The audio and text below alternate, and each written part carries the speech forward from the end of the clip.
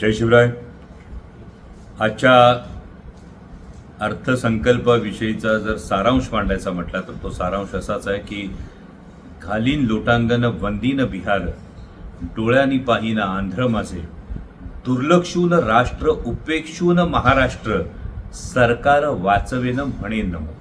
केवळ सरकार वाचवण्याची केविलवाणी धडपड आहे.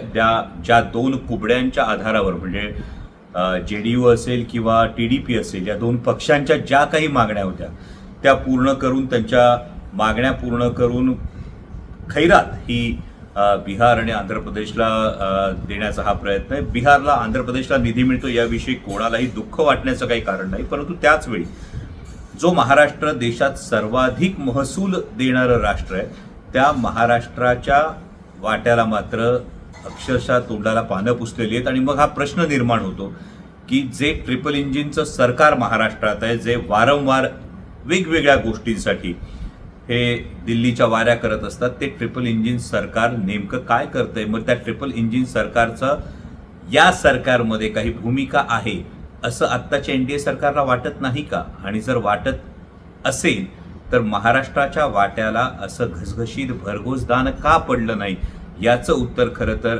महाराष्ट्रातल्या महायुतीच्या नेत्यांनीही देणं गरजेचं आहे. एकूणच महाराष्ट्राची मोठ्या प्रमाणावर निराशा करणारा हा आजचा अर्थसंकल्प आहे असंच म्हणावं लागेल.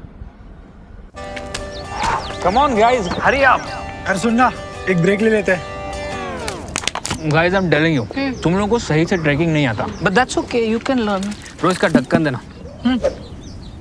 ये रेड वाला है, सही वाला देना. अबे ढक्कन, पहले तो सही पानी पीना.